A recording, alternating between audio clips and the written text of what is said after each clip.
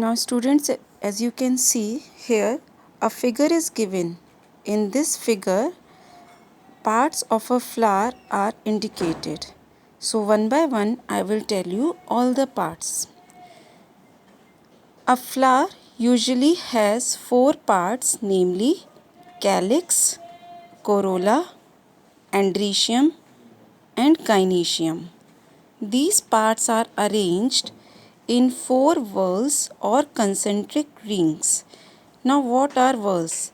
Whorls means the circles, or you can say it is the rings of a flower. घेरे, फूल के चारों तरफ जो घेरे होते हैं उनको हम बोलते हैं whorls. Now here you can see, you have seen the flower also.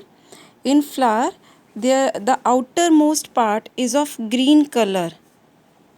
Green पत्तियां होती हैं फ्लावर के बाहर की तरफ. कभी आपने फ्लावर देखा हो तो उसमें सबसे बाहर की तरफ ग्रीन कलर की लीव्स होती हैं.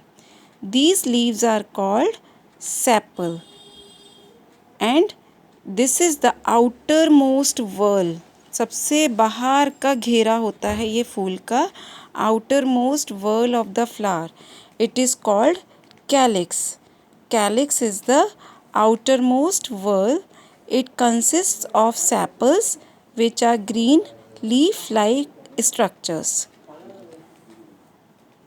So, this is the outermost whorl.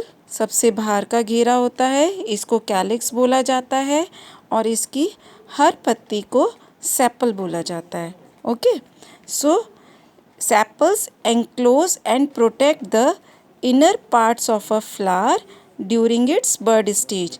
जब फूल बहुत छोटा होता है तो उसके चारों तरफ ये सेपल ही होते हैं जो उसको प्रोटेक्ट करके रखते हैं. फिर धीरे धीरे ये सेपल खुलने लग जाते हैं और अंदर के घेरे नज़र आने लगते हैं. So this is the outer most whorl. Now come to the next part.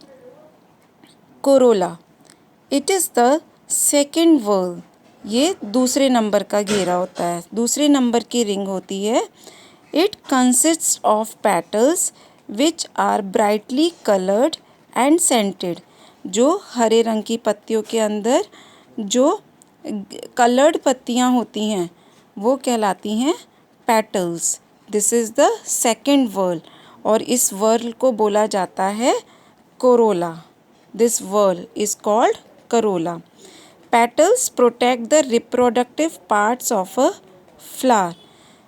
Now what do you mean by reproductive parts of a flower?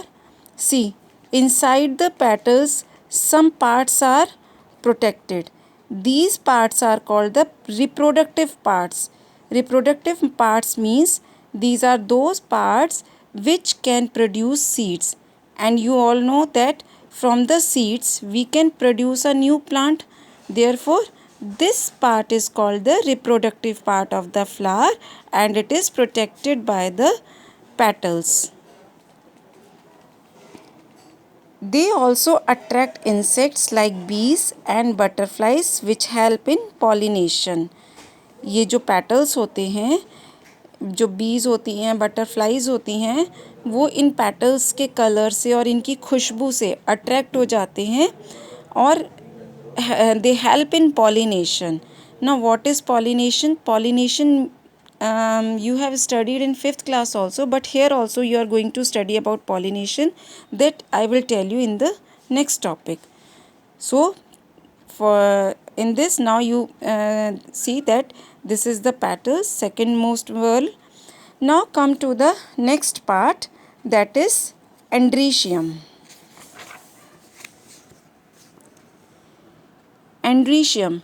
It is the third whorl. It is the male reproductive part of the flower. It consists of stamens. Now see here in the figure. See, inside this petals you can see these structures. Thread-like structure. धागे जैसे ये structure दिखाई दे रहे हैं आपको.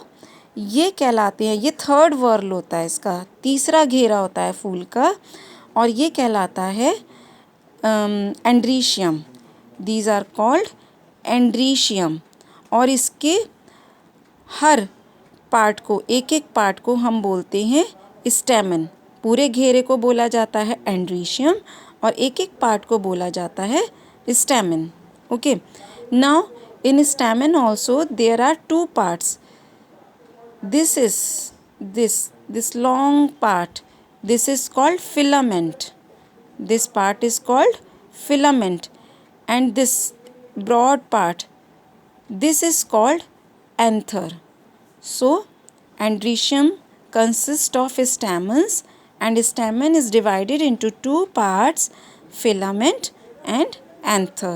And this is the male reproductive part of a flower. जैसे human beings में mail और फीमेल होते हैं, ऐसे ही फ्लावर्स में भी मेल और फीमेल होते हैं।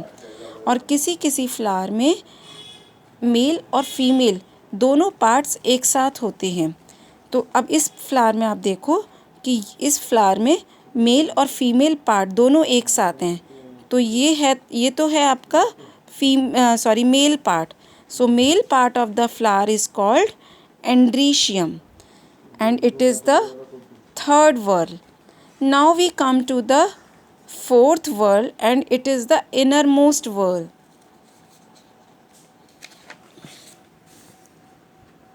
Gynoecium. The fourth whorl is the gynoecium. It is the innermost whorl. It is the female reproductive part of a flower. It consists of carpels or pistils. Now see here in the figure. See, this I have told you. These are the male reproductive part. All these things and are called andrecium. Inside it, this long part you can see. This is called gynoecium. It is also called, and this whorl is called carpel. ये अंदर का, सबसे अंदर का घेरा होता है और इसको कार्पेल बोला जाता है। और ये फीमेल रिप्रोडक्टिव पार्ट है, ये फीमेल है फ्लावर का, तो इसलिए इसको gynoecium, this is also called gynoecium. Now this gynoecium is also divided, this carpel is also divided into 3 parts.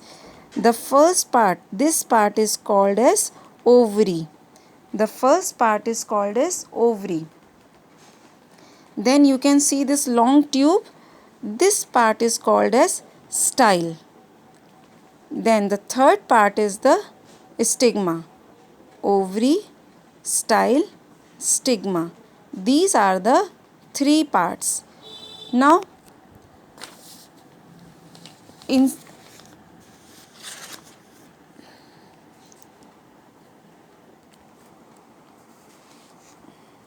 yes. Now, here I have told you that in male reproductive part, this is called anther.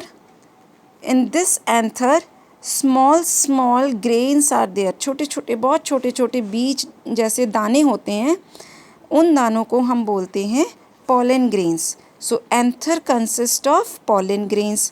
और जो ये female reproductive part है, यहाँ पे जो ये ovary है, यहाँ पे भी बहुत छोटे छोटे दाने जैसे स्ट्रक्चर होते हैं जो कि फ्लावर के एग होते हैं. These are the eggs of flower. तो क्या होता है, ये वाले पॉलन ग्रेन्स यहाँ से एंटर होके यहाँ इन एग के साथ मिलकर सीड बनाते हैं. ठीक है, और that seed can produce the new plant. So this is all your parts of a flower. Now here you can see this part.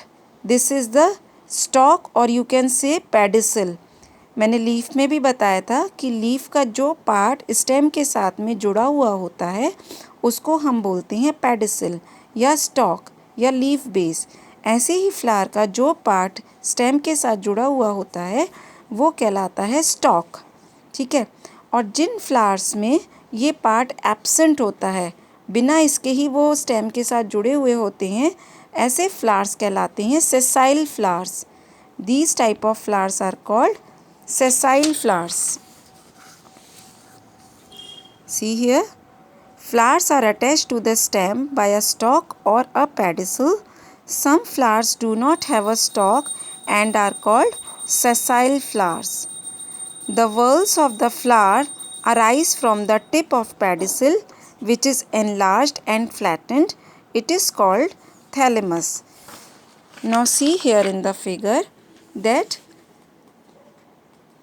above this part, this broad part, little bit broad part is called thalamus. So I hope now you understood this.